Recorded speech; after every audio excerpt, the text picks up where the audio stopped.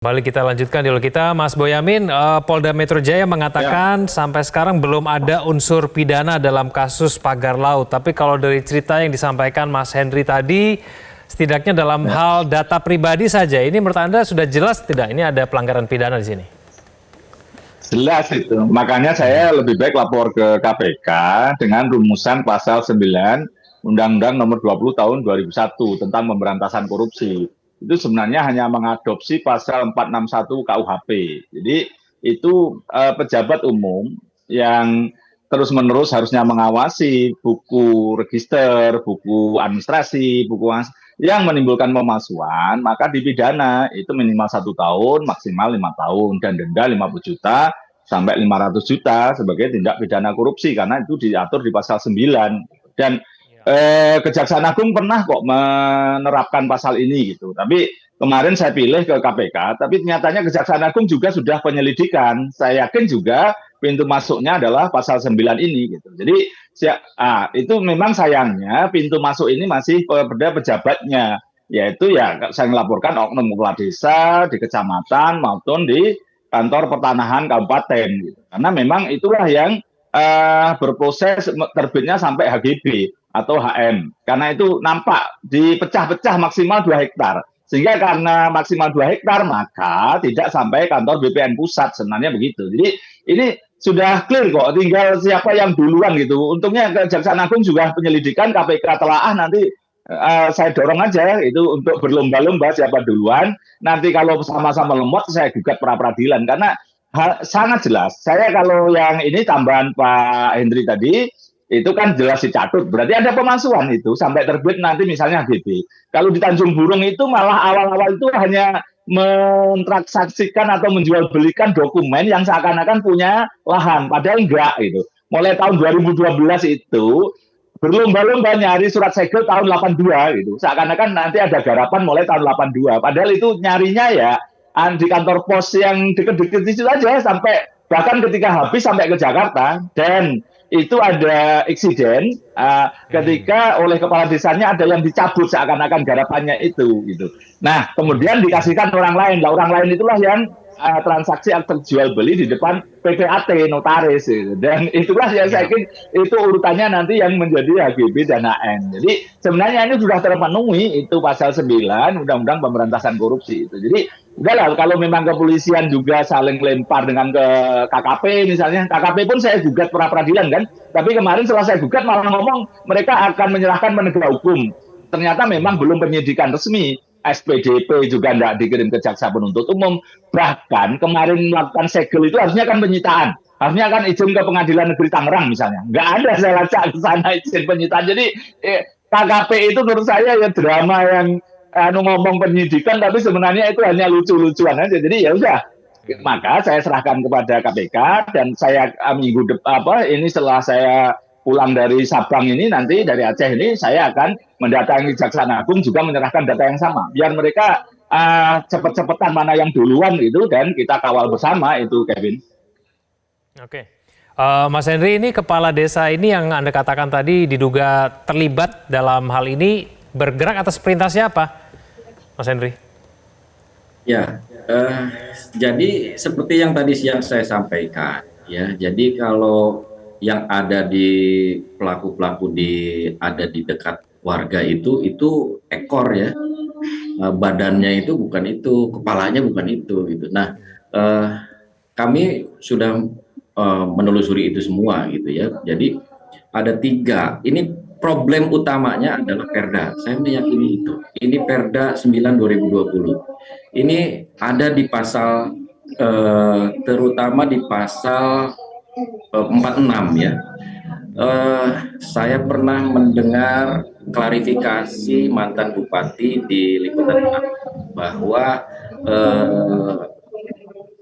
pagar-pagar ini itu dari garis pantai, bibir pantai 500 meter lebih, kurang lebih.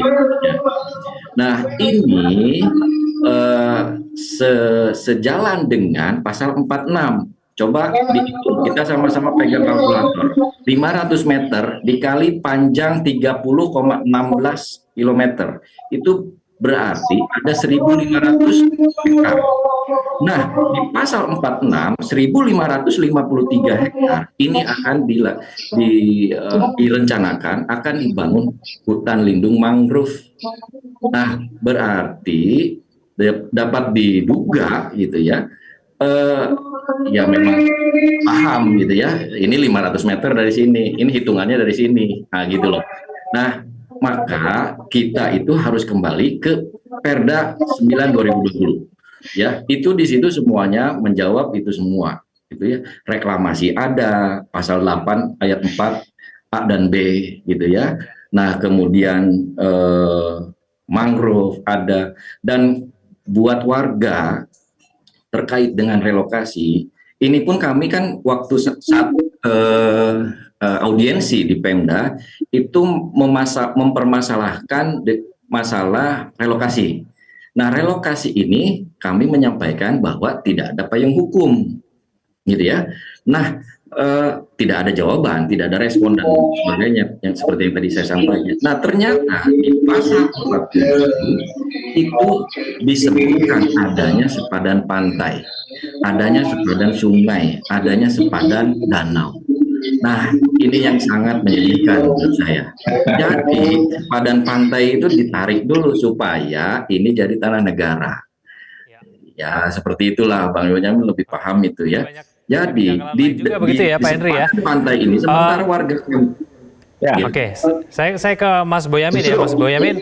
Kalau tadi Mas Edi katakan bahwa ini hanya ekor-ekornya saja yang sebetulnya bergerak di tingkat desa. Menurut Anda, apakah badan bahkan sampai kepalanya juga terlibat dalam hal ini?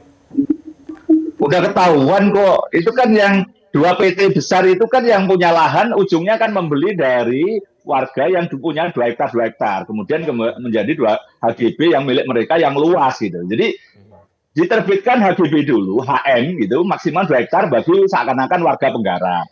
Baru kemudian dijual kepada PT itu. Nah, ketika dijual kan sudah jadi sertifikat, tidak perlu juga izin ke pusat. Padahal ya kalau dihitung ya harusnya ke pusat ya atas nama PT. Tapi itu fokus kita bukan di situ. Fokus saya adalah itu lahan laut apapun tidak bisa disertifikatkan tahun 2022 maupun 2023. Udah clear itu, karena itu ada jelas ada pembohongan, ada pemalsuan di situ. Jadi maka saya bawa ke KPK, karena lahan itu apapun harus ada, karena proses kalau kita bicara normal ke notaris atau PPAT atas letter C, letter D, itu harus dicek beneran. Sekarang ada aplikasi segala macam, gampang itu. Jadi ini ada yang dilewati, dipotong, maka saya fokus pasal 9 itu.